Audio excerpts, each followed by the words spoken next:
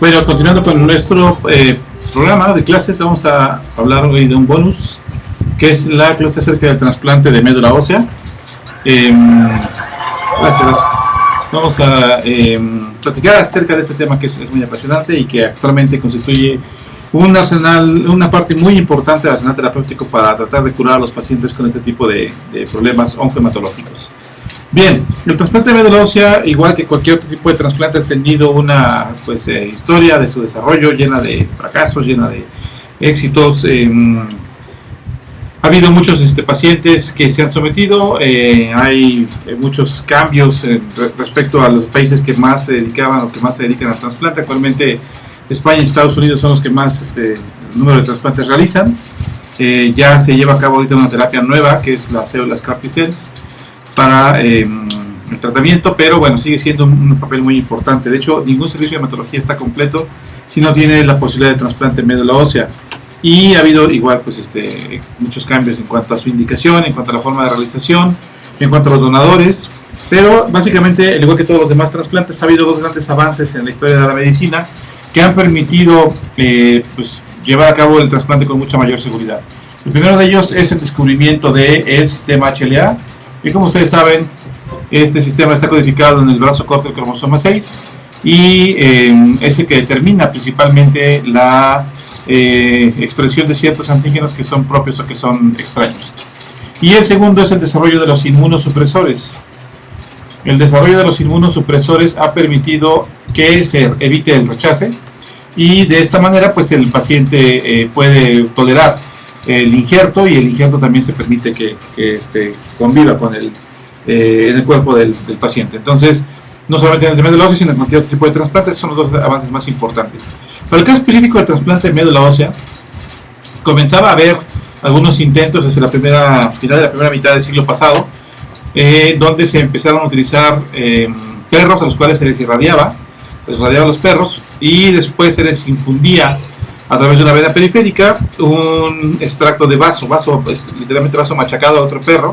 Se les infundía y bueno, las pobres veces sufrían muchísimo, muchos morían terriblemente, no por la aplasia medular, por la radioterapia, y otro porcentaje de pacientes recuperaban cierta función después de radiarse corporalmente.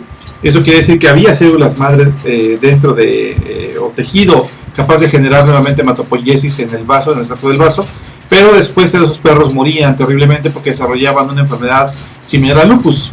Después se descubrió que era la enfermedad de injerto contra receptor, injerto contra huésped o contra hospedero, y actualmente sigue siendo una de las complicaciones más terribles y una de las principales causas de muerte en los pacientes que reciben trasplante de médula ósea. Entonces, después de que se determinó cuáles eran los principales obstáculos para el desarrollo del trasplante de médula ósea, pues ya comenzaron a realizarse estudios. Actualmente se hace determinación en alta resolución del sistema HLA. Se analizan entre 6 a 10 locus para determinar. Entonces tenemos el HLA1 y el HLA2, y de estos HLA se utilizan algunos locus para poder llevar a cabo la determinación de compatibilidad. El HLA está conformado por básicamente por los siguientes sitios: HLA A, B y C. Cada uno de estos tiene diferentes subsitios, por así decirlo, subtipos, que son los que determinan básicamente si va a haber compatibilidad o no. Y del 2 vamos a ver básicamente que son DR, DP y DQ. Entonces, cuando yo quiero hacer la determinación de compatibilidad, antes solamente se podía hacer el trasplante de un donador relacionado. En algunos países del primer mundo después se empezó a realizar de no relacionado, luego se hizo de cordón umbilical, y actualmente la que está en auge son los trasplantes haploidénticos, en los cuales ya no es necesario que coincidan todos los sitios, ya nada más con que haya una pequeña compatibilidad se puede realizar, y eso se debió básicamente al el empleo de la ciclofosfamida post-trasplante. Ahorita vamos a hablar más adelante de ello. Bien, entonces, para entender un poquito más acerca del trasplante de médula ósea, el trasplante de médula ósea también se le conoce como trasplante de células progenitoras hematopoyéticos, o trasplante hematopoyético, o trasplante de células troncales. Hay muchos sinónimos para esto. Básicamente es la médula ósea, las células madre, lo que estamos trasplantando, y esto también ha dado origen a muchas terapias de células madre que básicamente son un engaño. O sea, no se pueden recibir células madre de otro otra especie que no sea la nuestra. Si aún entre hermanos es difícil lograr la compatibilidad, pues con otras especies todavía es prácticamente imposible, ¿no? Entonces hay que tener mucho cuidado porque hay muchos médicos que ofrecen trasplante o terapia con células madre. Incluso en la televisión hemos visto, por ejemplo, que en las cremas de las damas hay... ¿no te estorbo? Que en las cremas hay células madre de plantas, de la Buddleja davidi, no sé qué tantas cosas. Obviamente eso no existe, ¿no? Entonces, bueno, para su división o para su entendimiento al trasplante lo podemos dividir de acuerdo a el origen de las células y al acondicionamiento. ¿Qué es el condicionamiento o acondicionamiento? Bueno, es la preparación que sufre o a la que se somete al paciente para que reciba las células madre.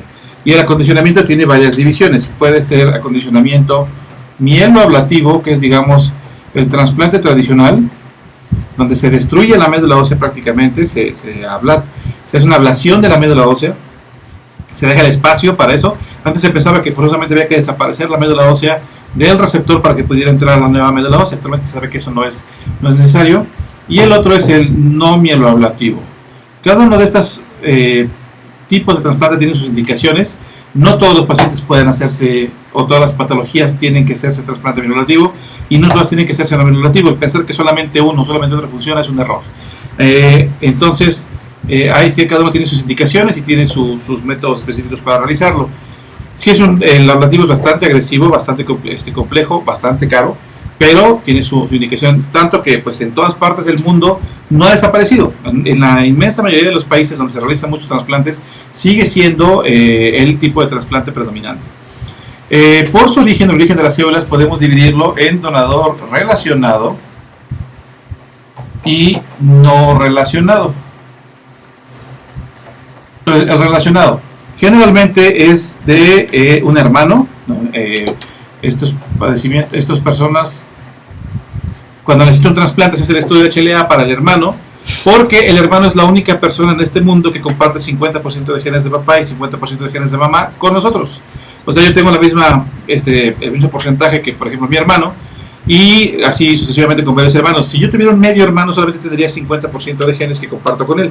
Por lo tanto, la posibilidad de que una persona que sea mi medio hermano sea compatible conmigo es extremadamente baja. Eso, insisto, ha cambiado con el trasplante haploidéntico. En las poblaciones, por ejemplo, como la población mexicana, que somos una población mestiza, tenemos una mezcla heterogénea increíblemente grande. Tenemos sangre mesoamericana, que a su vez viene de la sangre asiática. Tenemos sangre caucásica, no mucha, y tenemos menos todavía sangre africana. Por lo tanto, esta mezcla hace que sea muy complicado que alguien que no sea de mi familia, que no sea mi familiar cercano en primer grado, sea compatible conmigo. Se han hecho muchos bancos de médula ósea. En México no. En México me parece que solamente hay uno de la doctora Clara Godorevsky, y actualmente está entrando ya BeTheMatch, que es una agencia norteamericana que se dedica básicamente a promover esta donación. Y lo que se hacía, o que lo que se empezó mucho auge después de por ahí de 1999, fue el trasplante de cordón umbilical, que fue realizado por la doctora Elaine Glockman, la primera vez que se realizó para un paciente con anemia de Fanconi. Las células de cordón umbilical tienen una característica muy específica, son menos inmunogénicas y por lo tanto se requiere menos, que sea menos eficiente la compatibilidad, pero el problema es la limitante de cantidad de células. Y las células que yo obtengo del cordón umbilical, una vez que se acaban ya no puedo obtener más. Si yo quiero sacarle sangre o médula ósea al bebé, son otro tipo de células. Entonces, si no alcanzan, pues ya no puedo obtener más, tengo que utilizar otro cordón umbilical.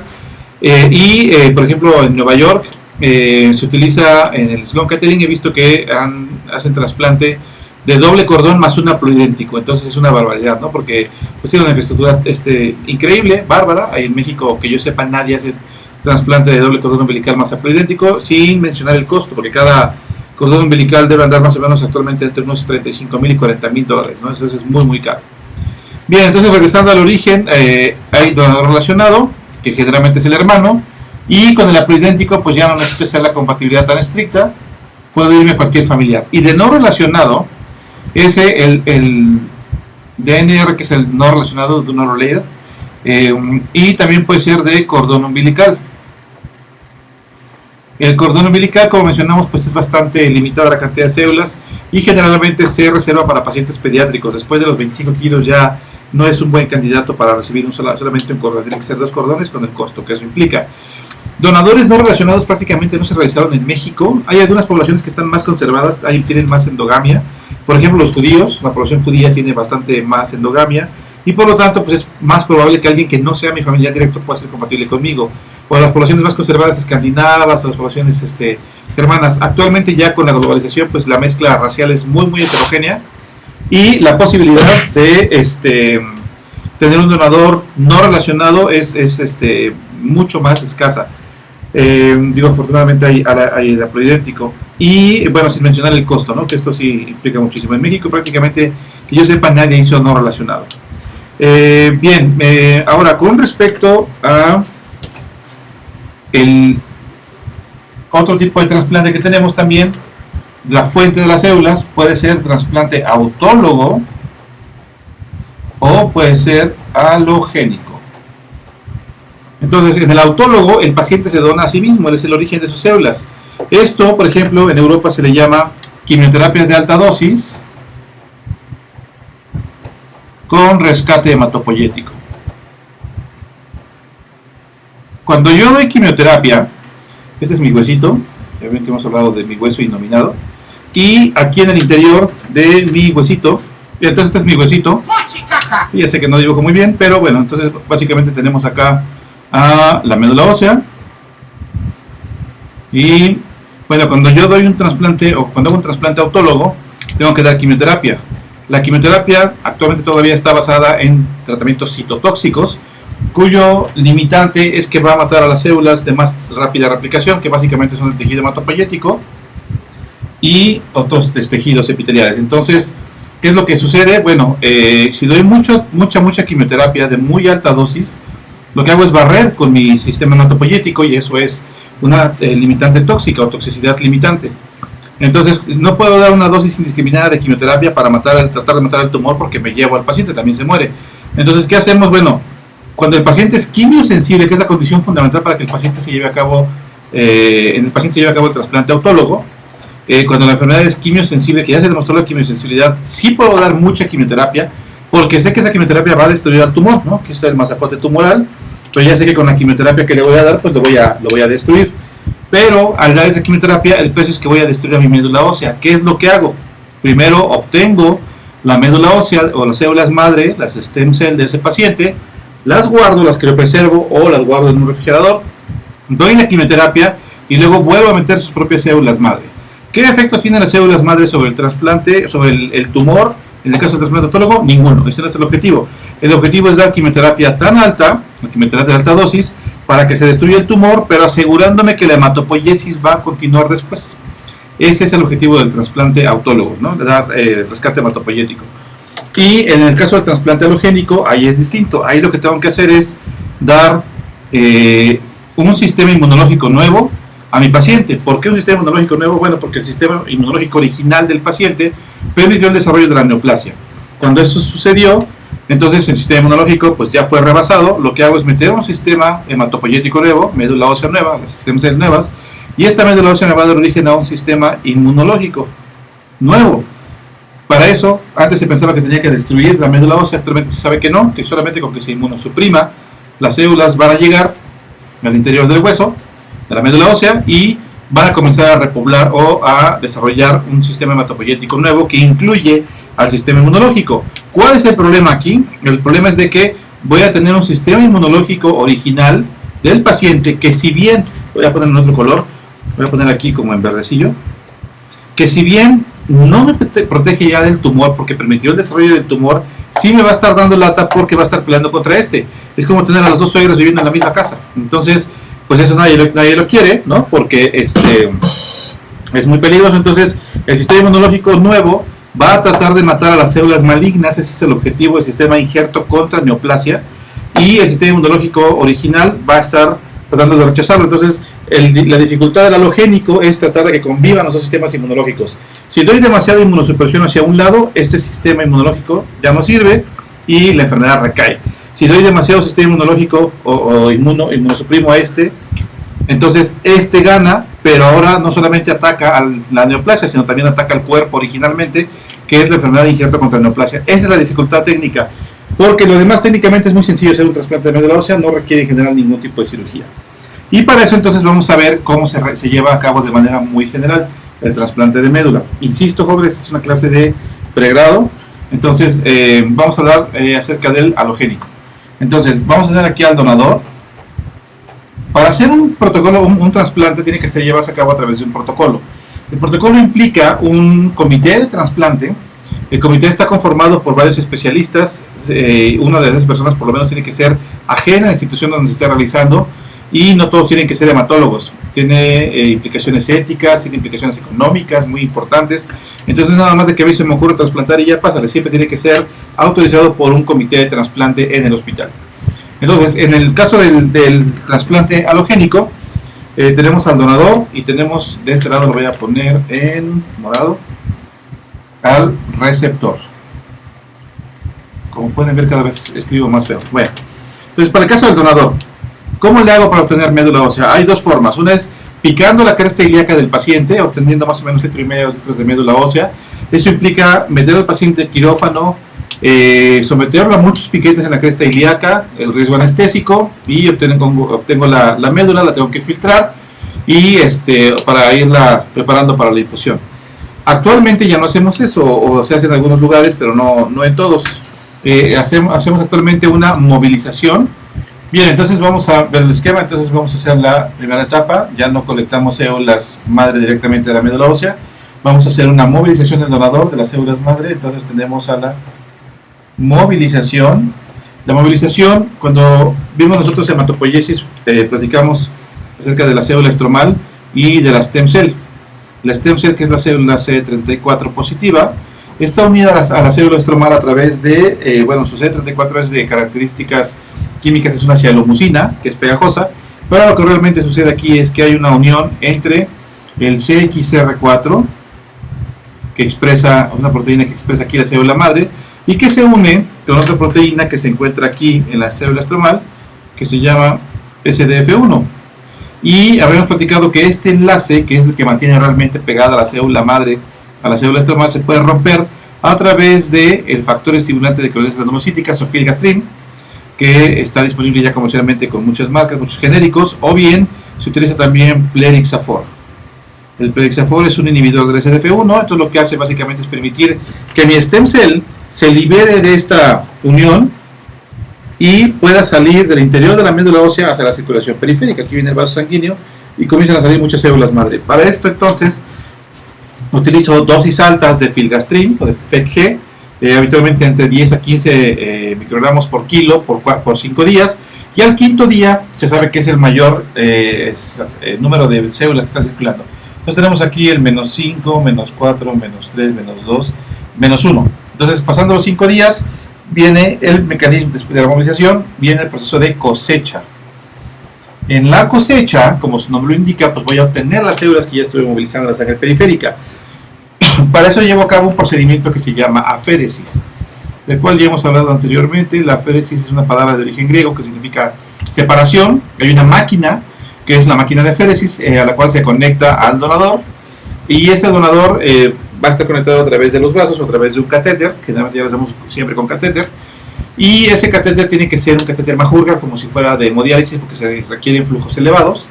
Un catéter central común y corriente es complicado porque no aguanta presiones arriba de los 50 mililitros por minuto, y las presiones de salida sobre todo son más elevadas, 150, 120 en este caso de la plasmaféresis, y si fuera un catéter central normal, no Majorga, se colapsaría, entonces nos echa a perder el proceso. Se coloca el Majorga, a través del catéter sale la máquina de aféresis, centrifuga y separa lo que yo le pida a la máquina que se separe de acuerdo al programa. Puedo separar glóbulos rojos, que se llama eritroféresis, puedo separar plasma, que es la plasmaféresis, plaquetas, que es la plaquetaféresis, o células mononucleares. De células mononucleares, yo asumo que ahí en ese grupo de células mononucleares, las que no son polimorfonucleares, están las células madre. Entonces cosecho. Normalmente hacemos el cálculo basado en el volumen sanguíneo circulante del paciente y considerando también qué tanta diferencia de peso hay entre el donador y el receptor. Si hay una diferencia poca, por ejemplo hermanos que pesan más o menos lo mismo, necesito más volúmenes sanguíneos circulantes para obtener la suficiente cantidad de células. Y si hay mucha diferencia de peso a favor del donador, necesito menos procesamiento. Pero si el receptor es más pesado, necesito hacer muchos esquemas de muchos números de volúmenes de cicletas, muchos procesos para que pueda obtener las células madre, porque necesito un mínimo de 2 por 10 a las 6 células por kilogramo de peso del receptor, no del donador. Entonces necesito 2 millones de células por kilogramo de peso de células CD34 para que pueda yo asegurar el injerto. Si no tengo esta cantidad de células, tengo que hacer más procedimientos o mi paciente corre el riesgo de que no injerta, de que tenga una falla de injerto. Y también si tengo demasiadas células, tengo el riesgo de que desarrolle mucha enfermedad de injerto contra hospedero. Entonces siempre tengo que estar alrededor de esas cifras. Bien, entonces hacemos la cosecha y podemos hacer 2 o 3 procedimientos de cosecha en días consecutivos. No se recomiendan más, ¿no? Porque si no, pues también se desgasta, se cansa el paciente. Cuando el paciente se somete a la cosecha, pues la sangre sale de su cuerpo y tiene que estar sometido a un circuito que no se tiene que coagular. Entonces generalmente se utiliza un quelante del calcio, y ese quelante del calcio hace que las células, que la sangre no se coagule, pero eso también le provoca al paciente hipocalcemia. Y sobre todo en las mujeres de poco peso, hemos visto que hay cuadros muy graves de hipocalcemia, que se quedan literalmente como la garrotera del chavo, ¿no? Se quedan así todos rígidos. Entonces de repente le quieres mover una parte del brazo y se mueve la otra. Bueno, puede ser muy doloroso para las pacientes, sobre todo, insisto, para las mujeres pequeñas.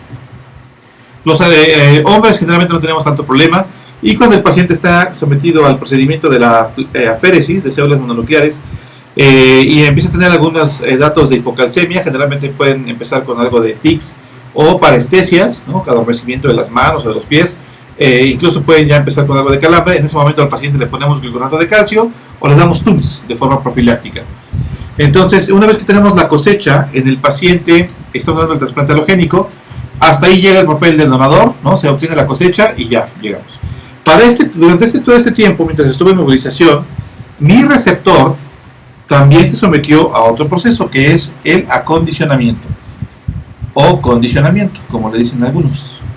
Acondicionamiento, que ya quedamos que es la preparación que tiene o que sufre el paciente para que reciba las células. El acondicionamiento puede ser quimioterapia o sola o acompañada de radioterapia. La radioterapia generalmente puede ser irradiación corporal total. En Puebla, por ejemplo, solamente hacen en el Hospital San José algo de irradiación corporal total. Los demás utilizamos solamente quimioterapia. Y suelen ser más días dependiendo de la patología para la cual estemos trasplantando. Por ejemplo, linfomas o leucemias no se utilizan habitualmente el mismo método de acondicionamiento, las anemias plásticas todavía menos, las enfermedades autoinmunes también, aunque en las enfermedades autoinmunes no está indicado todavía el halogénico.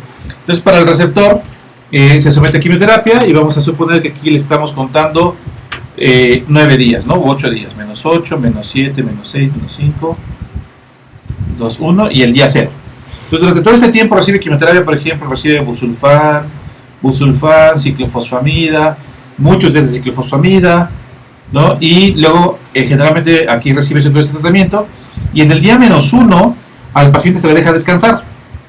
El objetivo es que aquí en el día menos 1 no reciba nada de quimioterapia, que pueda por su vida media continuar después de la infusión, que es en el día 0, y dañar a las células madre que estamos metiendo. Entonces en el día menos 1 descansamos, y antes se le daba a ese paciente prevención o profilaxis para la enfermedad de injerto contra huésped, que es cuando las células ya están en el organismo, las células del receptor están en el organismo las células del donador están en el organismo del receptor, y lo identifican como extraño y lo comienzan a atacar, que es, insisto, una de las morbilidades más ominosas, más peligrosas para el proceso del trasplante.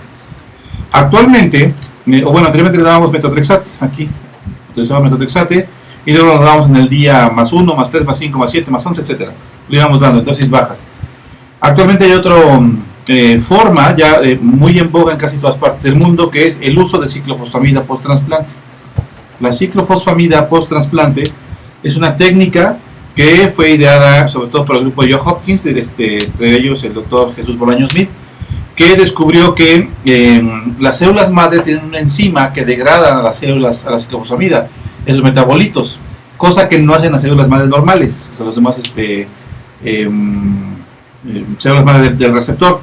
Entonces, las células que estamos metiendo del donador tienen la capacidad para degradar a la ciclofosfamida, pero los linfocitos que van en el injerto, que van en las células que vamos metiendo, porque no solamente metemos células madre, sino que también van con ellas linfocitos inmunocompetentes, que son los responsables después del H, y estos linfocitos son destruidos por la ciclofosfamida sin que se afecte a las células madre, por lo tanto se asegura el injerto.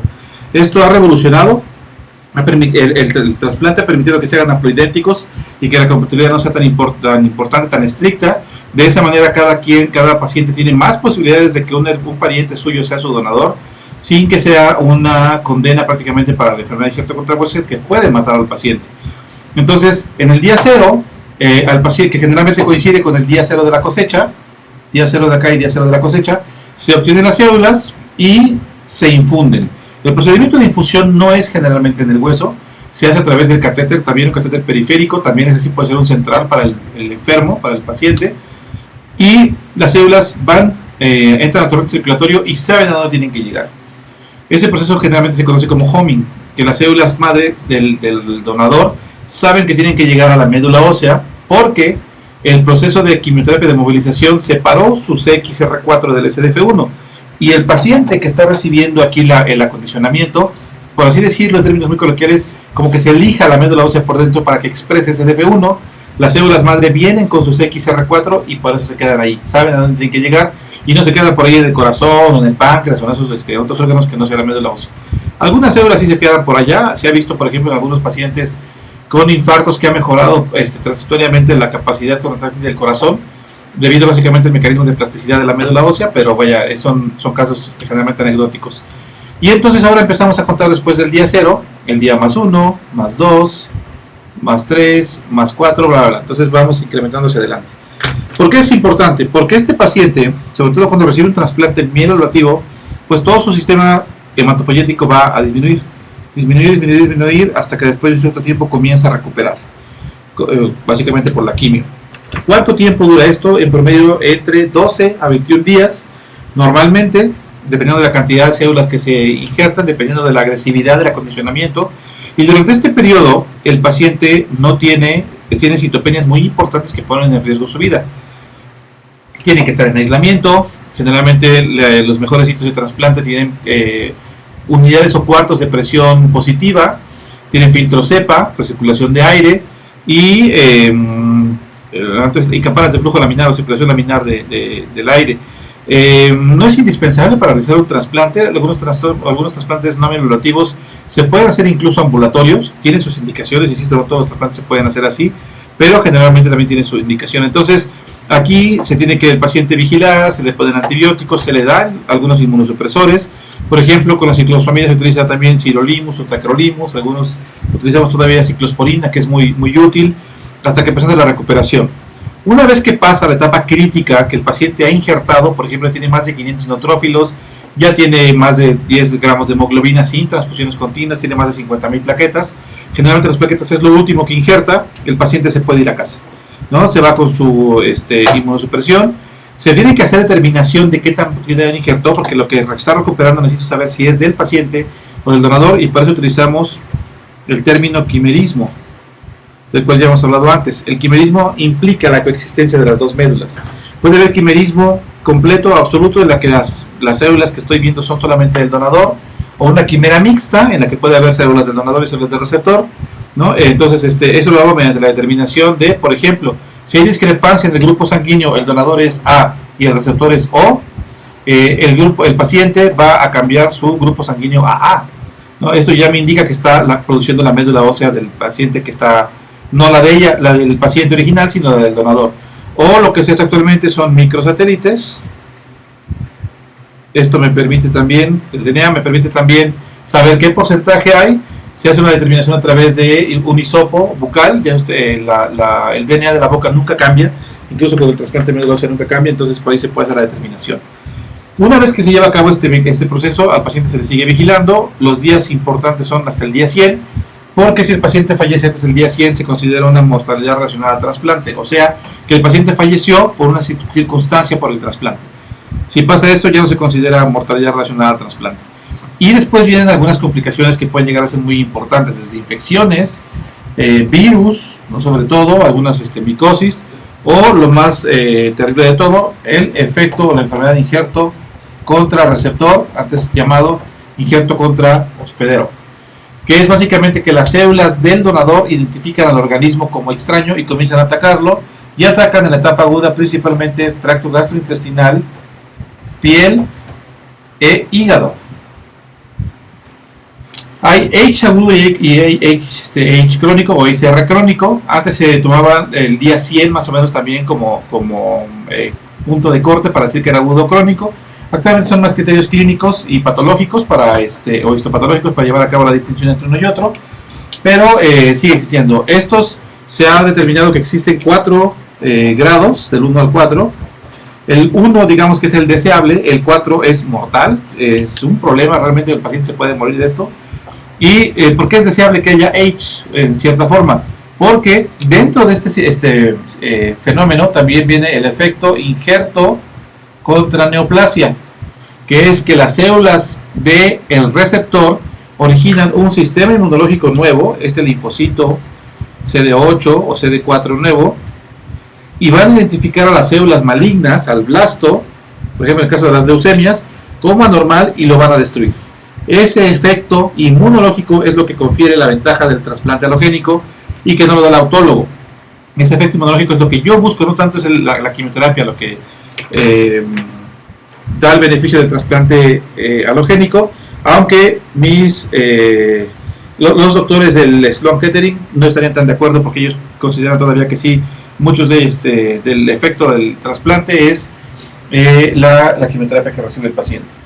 Bien, un grupo de pacientes no va a recibir trasplante alogénico, ya sea que porque tiene donador o porque su patología no requiere de un trasplante alogénico, sino de un trasplante autólogo. Y aquí lo que hacemos es trasladar la movilización al mismo paciente. Entonces, este es el periodo de movilización.